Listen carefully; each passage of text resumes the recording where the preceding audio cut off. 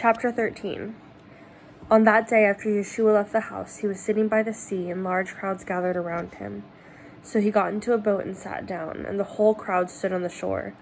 And he told them many things in parables, saying, Behold, a sower went out to spread some seed. And as he was scattering the seed, some seeds fell by the road, and the birds came and ate them up. Other seeds fell on rocky ground where they didn't have much soil, and they sprang up immediately because the soil wasn't deep. But when the sun came up, they were scorched, and because they had no roots, they withered away. Other seeds fell among the thorns, and the thorns grew and choked them out. But others fell on good soil and were producing fruit. They yielded a crop, some 100-fold, some 60, some 30. He who has ears, let them hear. And the disciples came to him and said, Why do you speak to them in parables? And he replied to them, To you has been given to know the secrets of the kingdom of heaven, but to them it has not been given. For whoever has, to him more will be given, and he will have plenty. But whoever does not have, even what he has will be taken away from him. For this reason I speak to them in parables. And because seeing they do not see, and hearing they do not hear, nor do they understand. And in them the prophecy of Isaiah is being fulfilled, which says, You will keep on hearing, but will never understand. You will keep looking, but will never see. For the heart of this people has become dull. Their ears can barely hear, and their eyes they have shut their eyes. Otherwise they might see with their eyes, hear with their ears, and understand with their hearts. Then they would turn back, and I would heal them. But blessed are your eyes, because they see, and your ears, because they hear. Amen, I tell you, many a prophet and a tzaddik longed to see what you are seeing, and did not see, and to hear, and did not see, and to hear what you are hearing, and did not hear. You then, hear the parable of the sower. When anyone hears the word of the kingdom and doesn't understand it, the evil one comes and snatches away what was sown in his heart. This is the one having been sown along the road. The one sown on rocky road, this is the one who hears the word and immediately receives it with joy. Yet he has no root himself, but lasts only a short while. And when trouble or persecution comes because of the word, immediately he falls away. But the one sown among the thorns, this is the one who hears the word, and the worries of the world and the seduction of wealth choke the word, and it becomes unfruitful. Now the one sown on good soil, this is the one who hears the word and understands. He indeed bears fruit, yielding 100-fold, some 60, some 30 times what was sown. He presented to them another parable, saying, The kingdom of heaven is like a man who sowed good seed in his field. But while the men were sleeping, his enemy came and sowed weeds among the wheat and went away. Then when the stalk sprouted and produced grain, the weeds also appeared. So the slaves of the landowner came and said to him, Master, didn't you sow good seeds in your field? Then where did the weeds come from? But he replied, An enemy did this. Now the slaves say to him, Do you want us to then go out and gather them up? But he says, No, for while you are gathering up the weeds, you may uproot the wheat with them. Let both grow together until the harvest. At harvest time I will tell the reapers, First gather up the weeds and tie them in bundles to burn them up, but gather the wheat into my barn. He presented to them another parable, saying, The kingdom of heaven is like a mustard seed, which a man took and planted in his field.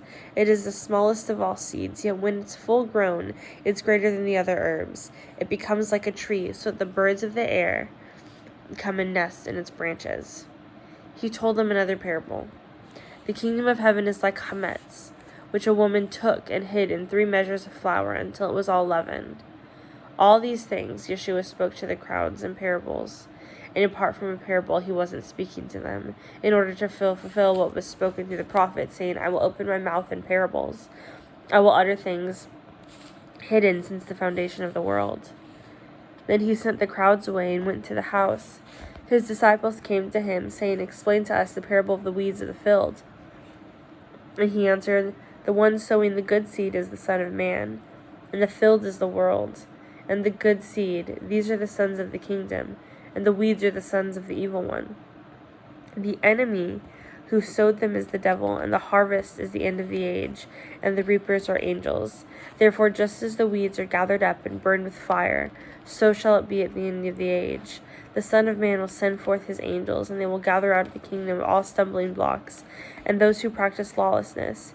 They will throw them into the fiery furnace. In that place will be weeping and gnashing of teeth.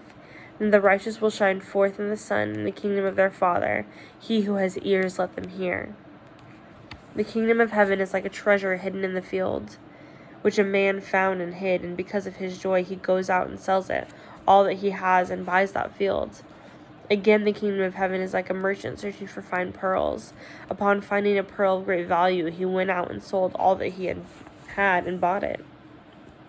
Again, the kingdom of heaven is like a dragnet that was cast into the sea, gathering things of every kind. When it was filled, they pulled it ashore, and they sat down and gathered up the good into containers, but threw the bad away. So it will be at the end of the age. The angels will come forth and separate the wicked from among the righteous, and throw them into the fiery furnace. In that place there will be weeping and gnashing of teeth. Have you understood all these things? They said to him, Yes. Then he said to them, Therefore every Torah scholar, discipled for the kingdom of heaven, is like a master of a household who brings out of his treasure both new things and old.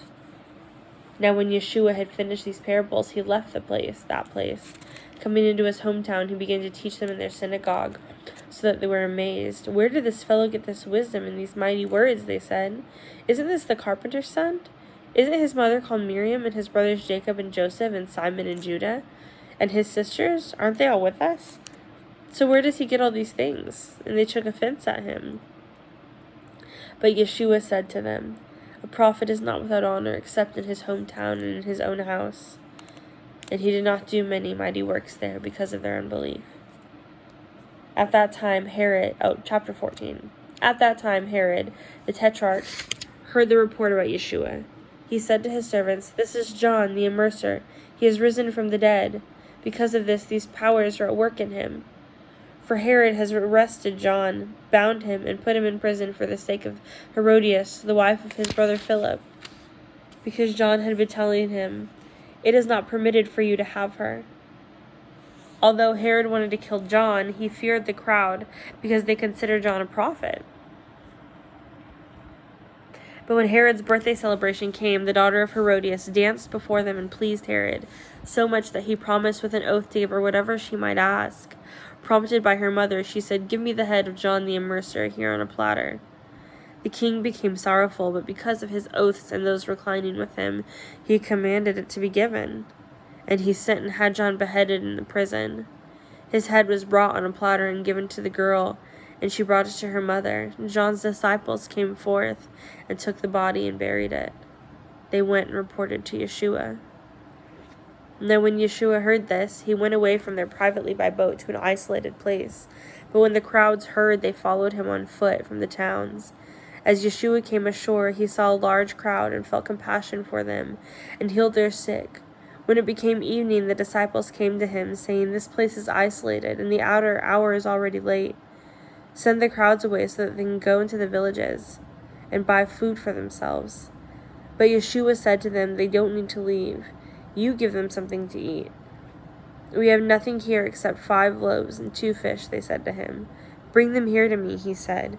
Ordering the crowds to recline on the grass, he took the 5 loaves and the 2 fish, and looking up to heaven, he offered the bracha. After breaking the loaves, he gave them to the disciples, and the disciples gave them to the crowds. They all ate and were satisfied, and the disciples picked up 12 basketfuls of broken pieces left over.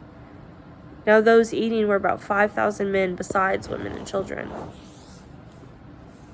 Right away, Yeshua made the disciples get into the boat and go ahead of him to the other side, while he sent crowds away. After he had sent the crowds away, he went up on the hillside by himself to pray. And when evening came, he was there alone. But the boat was already a long way from land, tossed around by the waves, for the wind was against it. Now the 4th watch of the night, Yeshua came to them, walking on the sea. But when the disciples saw him walking on the sea, they were terrified, saying, It's a ghost! And they cried out with fear. But immediately Yeshua spoke to them, saying, Take courage, I am.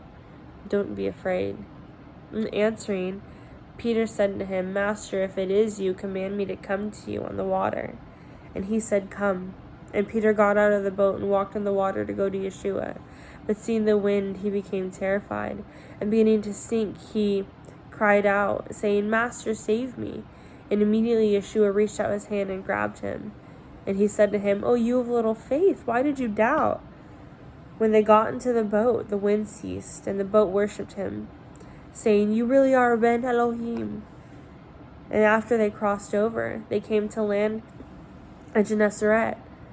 Or Gennesaret. I don't know, I'm going to say Gennesaret.